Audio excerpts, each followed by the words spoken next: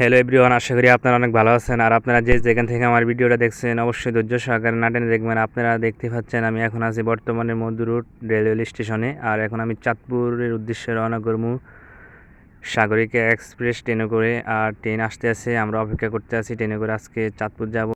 আমি কেন চাঁদপুর যাবো, আমার একটাই মূল কারণ, আমাদের চাঁদপুর বড় স্টেশন কয়েকদিন যাবত সাগর মির্জা আসছে, ওখানে তাদের শুটিং চলতে আছে। আর তাদেরকে তো আমরা সবসময় নাটকে দেখি, সরাসরি দেখি না। আজকে তাদেরকে আমরা সরাসরি দেখবো আর আপনাদেরকেও দেখানোর চেষ্টা করবো। তাহলে আমার ভিডিওটা ধৈর্য সহকারে না টেনে দেখতে থাকুন। আর ট্রেন কাছাকাছি আইসা পড়ছে, এখন একটু পরে আমি ট্রেনের ছাদে উঠা যাবো, আপনারা দেখতে থাকুন। ধন্যবাদ।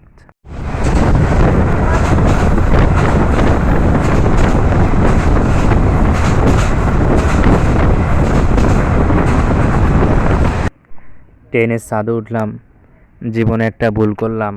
কী জন্য যেন ট্রেনের ছাদে উঠলাম।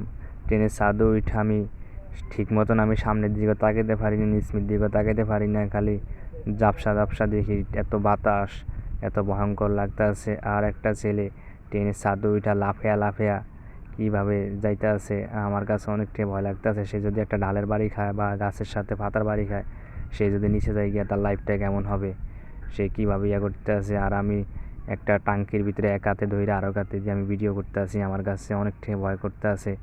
আর সে লাফায়া লাফায়া দৌড়াইতে আছে। আজকে একটা বাড়ি খেলে সে কই যাইব, গিয়ে আমার গাত ফরে না নিচে ফরে, আমি নিজে ভাবতাম আছি। আমার অনেকটাই ভয় লাগতে আছে। আপনারা দেখেন তারা কি করতে আছে, স্কুল ফাঁকি দিয়া তারা ট্রেনের ছাদে কইরা এইভাবে ঘুরতে আছে। ট্রেনের ছাদও দেখা যাইতে আছে সবচাইতে বেশিরভাগই স্কুল ছাত্র।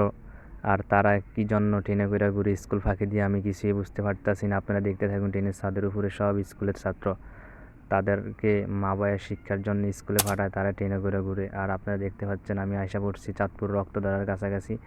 আর একটু পরে আমি যাব চাঁদপুর বড় স্টেশনের পারে, সেখানে যা দেখবো সাগর মির্জার শুটিং চলতে আছে। তাহলে আপনারা ধৈর্য সহকারে ভিডিওটা দেখতে থাকুন। আমি এখন যাবো, আর আপনাদের কাছে তো ভিডিওটা ভালো লাগবে।